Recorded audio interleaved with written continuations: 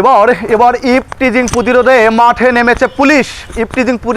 নেমেছে পুলিশ পলাশবাড়ী থানা পুলিশের বিশেষ একটি টিম সকাল থেকে সন্ধ্যা পর্যন্ত পলাশবাড়ী পৌর শহরের বিভিন্ন অলিতে গলিতে তারা কিন্তু এরকম টহল দিচ্ছেন এবং যাদেরকে সন্দেহ মনে হচ্ছে তাদেরকে কিন্তু এরকম জবাবদিহিতার আওতায় কিন্তু আনছেন। এবং কয়েকদিন থেকে দর্শক আপনাদেরকে জানিয়ে রাখি, কয়েকদিন থেকে কিন্তু এই ইভটিজিং নিয়ে সচেতন মহলের মধ্যে ব্যাপক আলোচনা সমালোচনার সৃষ্টি হলে পলাশবাড়ী থানা পুলিশের একটি বিশেষ টিম গত দুদিন থেকে আমরা কিন্তু দেখছি তারা এই পলাশবাড়ী পৌর শহরের বিভিন্ন জায়গায় তারা কিন্তু এরকম টহল দিচ্ছেন এবং যাদেরকেই সন্দেহ হচ্ছে তাদেরকে কিন্তু জবাবদিহিতার আওতায় আনছেন। আমরা একটু কথা বলবো কিভাবে দেখছে সচেতন মহল এই পুলিশের এই কার্যক্রমকে। হ্যাঁ, কিভাবে দেখছেন পুলিশের এই কার্যক্রমকে? ধন্যবাদ আপনাকে। আমি পলাশবাড়ী থানা পুলিশের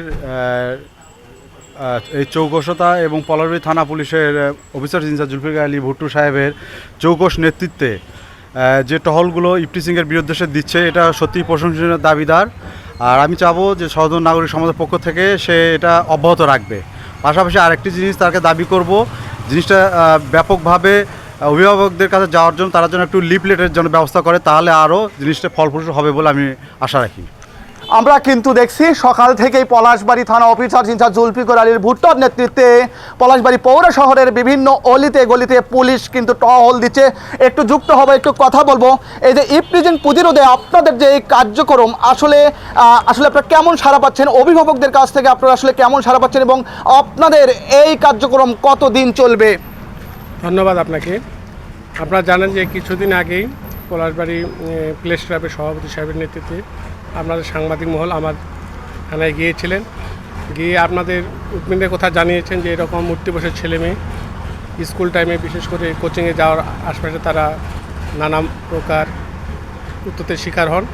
এটা আমার থানা পুলিশের নজরে আসার সাথে সাথেই আমি টহল জোরদার করেছি এবং রাস্তাঘাটে যারা এরকম কোনো কাজ ছাড়াই দাঁড়িয়ে থাকতেছে এবং যেসব ছেলেমেয়ের আমার মোটরসাইকেল ড্রাইভিং লাইসেন্স নাই কিংবা গাড়ির রেজিস্ট্রেশন নাম্বার নেই, আমি এগুলো থামাচ্ছি এবং জিজ্ঞাসাবাদ করে কী কারণে তারা এসেছেন। তাদের যদি উত্তর সন্তোষজনক না হয় আমি থানায় নিয়ে গিয়ে তাদের পরিবারকে ডেকে তাদের কাছে বুঝিয়ে দিচ্ছি যেন এরকম না করে ভবিষ্যতে। এবং সেই সাথে আমি সচেতন মহলে এবং যারা বাবা মা আছেন তাদেরকে জিজ্ঞাসা করব আপনার ছেলে মেয়ে বিশেষ করে স্কুল সময়ে তারা প্রকৃতপক্ষে স্কুলে যাচ্ছে কি না এবং কোচিং সময় তারা কোচিংয়ে যাচ্ছে কি না, কোচিং থেকে ঠিকভাবে আসতেছে কি না, এই সময়টা তারা যেন একটু খেয়াল করে তাদের যাতায়াতটা ঠিকভাবে হচ্ছে কিনা এবং কোথাও বাইরে আড্ডা দিচ্ছে কিনা। এ যাবৎ কতজনকে জবাবদিহিতার আওতায় বা আপনারা এরকম পুলিশি হেফাজতে নিয়েছিলেন?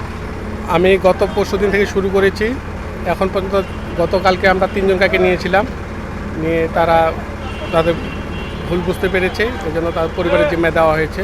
এই ধারা অব্যাহত থাকবে।